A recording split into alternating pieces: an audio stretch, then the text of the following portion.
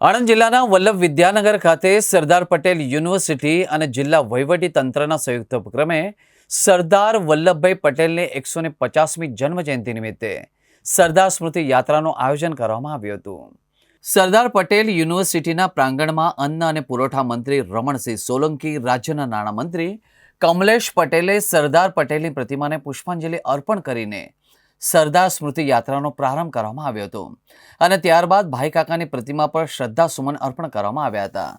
આ પ્રસંગે સરદાર પટેલ યુનિવર્સિટીના પ્રાંગણમાં સરદાર પટેલની પ્રતિમાને પુષ્પાંજલિ અર્પણ કરીને સરદાર સ્મૃતિ યાત્રાનો પ્રારંભ કરવામાં આવ્યો હતો।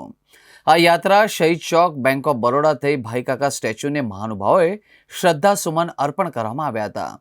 આ યાત્રામાં મોટી સંખ્યામાં નગરજનો સહિત એનસીસી, પોલીસ જવાનો તથા આરોગ્ય કર્મીઓ, કોલેજના વિદ્યાર્થીઓ મોટી સંખ્યામાં જોડાયા હતા। સરદાર સ્મૃતિ યાત્રા બાદ મંત્રીશ્રી સહિતના મહાનુભાવોએ કરમસદ ખાતેના સરદાર પટેલના નિવાસસ્થાને પહોંચીને શ્રદ્ધાસુમન અર્પણ કર્યા હતા। આજે સરદાર સાહેબની 150મી જન્મજયંતિ નિમિત્તે રાષ્ટ્રીય એકતા દિવસ તરીકે ઉજવણી કરવામાં આવે છે। આજે અહીંયાથી આપણે બધા પુષ્પાંજલિ અર્પણ કરી અને રન ફોર યુનિટી એટલે કે અહીંયાથી આપણે સૌ બધા સાથે મળી અને આ એકતા યાત્રામાં જોડાઈશું।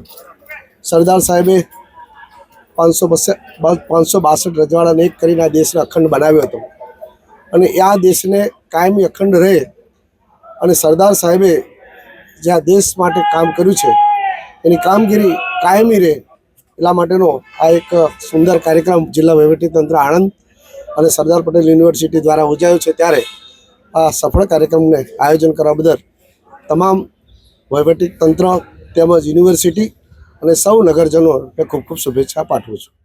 અખંડ ભારતના શિલ્પી, સૌના સરદાર, તેમની 150મી જન્મ જયંતિ પ્રસંગે સરદારના સપનાનું વલ્લભ વિદ્યાનગર ને સરદાર પટેલ યુનિવર્સિટી પટાંગણમાં આજે એમને શ્રદ્ધાસુમન અર્પણ કરી અને એકતા દોડનું આયોજન થઈ રહ્યું છે। એમાં સર્વેને પધારેલા સર્વે સરદાર પ્રેમીઓને સરદાર જયંતિની શુભકામનાઓ, શુભેચ્છાઓ અને આવનારા સમયમાં એક ભારત શ્રેષ્ઠ ભારતના નારાને સર્વે એક થઈ બુલંદ કરીએ એ જ એકતા દિવસની સર્વેને શુભેચ્છાઓ। ધન્યવાદ। ભારત માતા કી જય। વલ્લભભાઈ પટેલ ભારતના કર્મઠ લોહ પુરુષ, એમની 150મી જન્મ જયંતિ નિમિત્તે આપ સૌને હું ખૂબ શુભેચ્છા પાઠવું છું। આ કાર્યક્રમમાં આજે આપણી વચ્ચે કેબિનેટ કક્ષાના મંત્રી શ્રી રમણભાઈ સોલંકી સાહેબ અને કમલેશભાઈ પટેલ મંત્રીશ્રી ઉપસ્થિત છે।